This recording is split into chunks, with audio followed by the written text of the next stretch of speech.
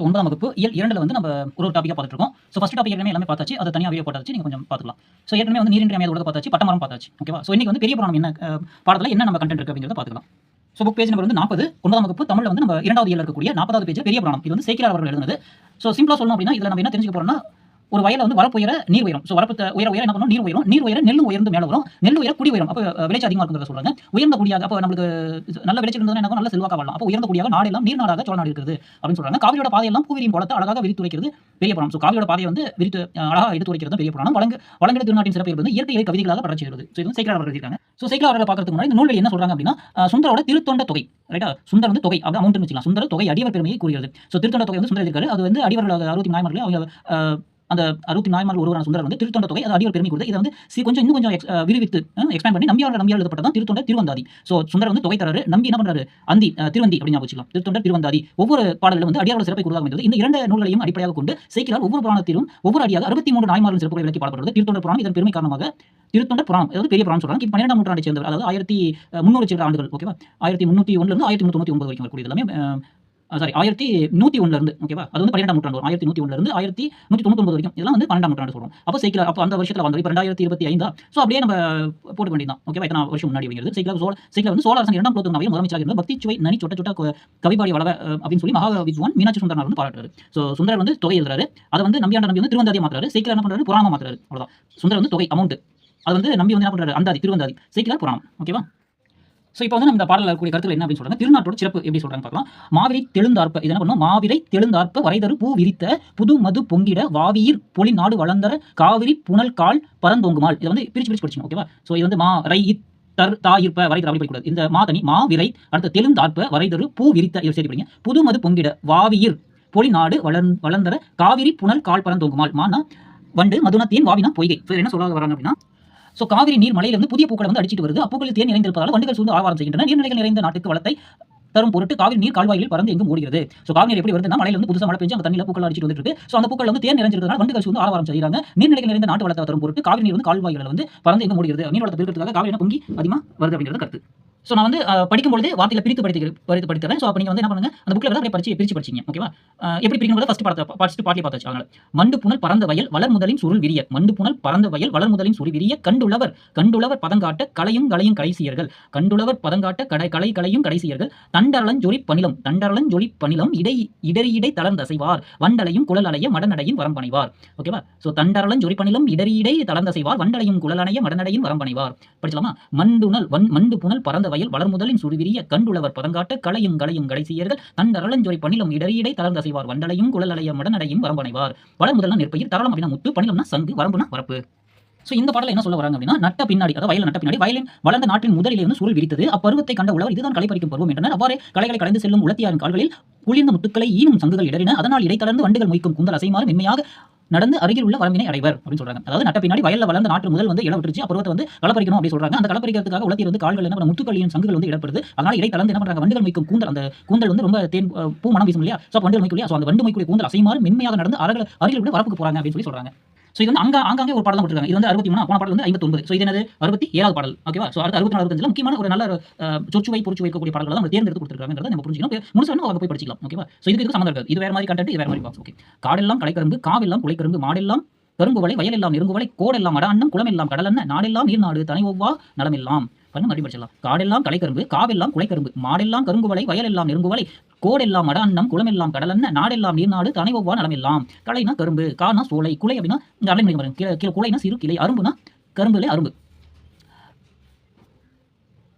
மலர் அரும்புனா மலர் முட்டு, மாடுனா பக்கம், நெருங்குவலை நெருங்குகின்ற சங்குகள், கூடு அப்படின்னா குளக்கரை.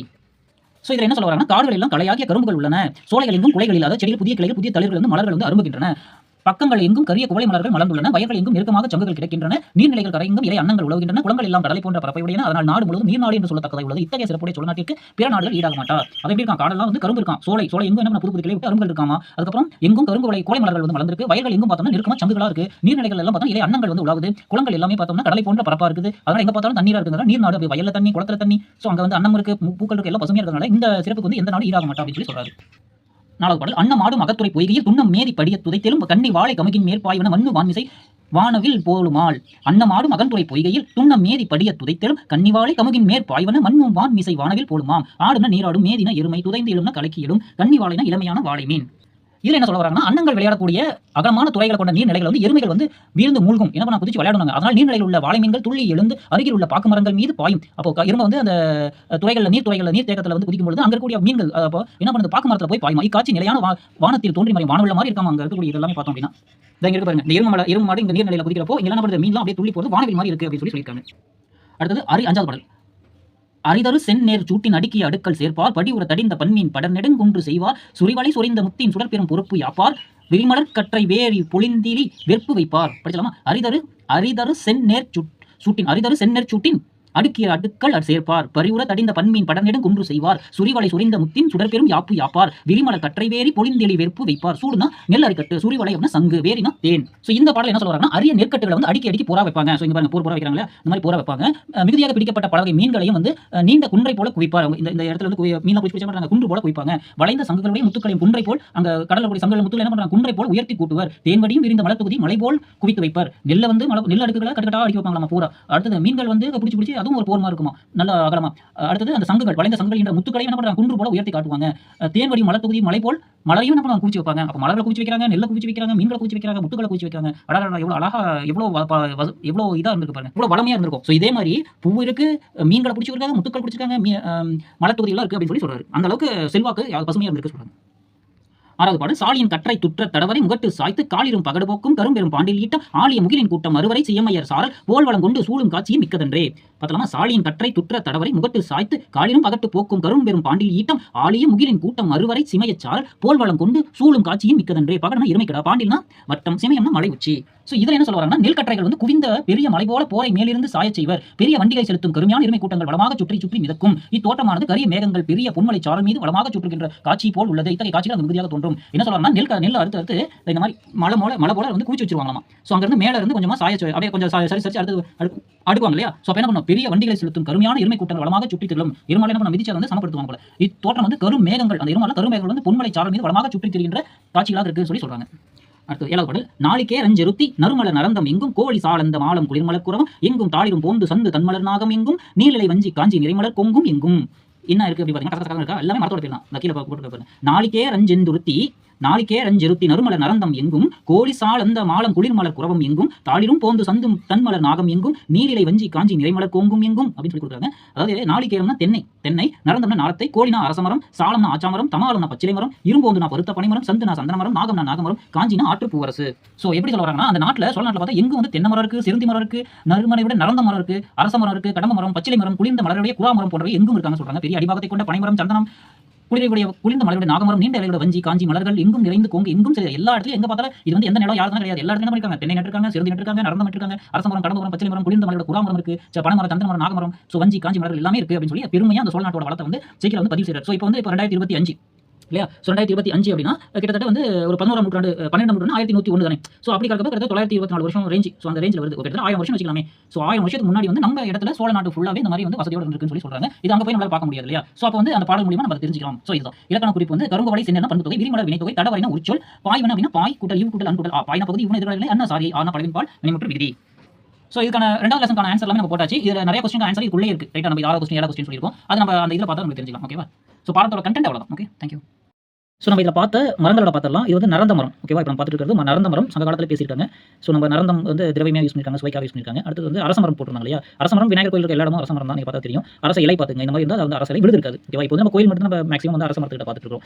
ஸோ இது வந்து பச்சிலை மரம் அப்படின்னு சொல்லி போட்டால் இதுதான் கிடைச்சது. அப்புறம் அதில் திருநீற்று பச்சிலைன்னு சொல்லியிருக்கு. இது ரொம்ப மருத்துவ குணம் வாய்ந்தது அப்படிங்கிறத நம்ம பார்க்குறோம். அடுத்து இப்போ நம்ம பார்த்துட்டு கடம்ப மரம். அதில் கொடுத்துருந்தாங்க இல்லையா? கடம்ப மரம். அதோட பூ பார்க்குறப்போ ஆச்சரியமாக இருந்தது, ரொம்ப அழகாக இருந்தது. இது வந்து கடம்ப மரம் இமேஜஸ் நம்ம பார்த்துட்டு இருக்கிறது. அடுத்து வந்து குறா மரத்தை பற்றி இப்போ நம்ம பார்க்குறோம். ஸோ இது வந்து குறா மரம்.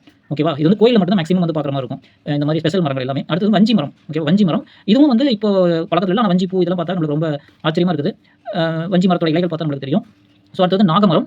ஸோ நாகமரத்தோட மரம் இது வந்து நாகமரத்தோட பூ பார்த்தோம்னா நம்மளுக்கு நாகலிங்க பூ அப்படின்னு சொல்லுவாங்க இல்லையா? ஸோ இந்த மாதிரி வந்து நாகலிங்க பூ நம்ம பார்க்க முடியும். ஸோ அடுத்தது வந்து காஞ்சி மரம். இது வந்து காஞ்சி பூ அப்படின்னு சொல்கிறாங்க. காஞ்சி மரம். ஸோ இது வந்து காஞ்சி மரத்தோட இமேஜஸ் வந்து நம்ம பார்த்துட்டு இருக்கிறோம். ஸோ இதெல்லாம் இங்கே குறிப்பிட்ட மரங்கள் தான் நம்ம இப்போ பார்த்துட்டு இருந்தது. ஸோ இதோட மரங்கள்லாம் ரொம்ப ஆச்சரியமாக இருக்குது. இது எல்லாமே நிறைஞ்சிருக்குங்கிறப்ப ரொம்ப சந்தோஷமாக இருக்கும். ஸோ அடுத்த பாடத்தில் சந்திக்கலாம். நன்றிங்க.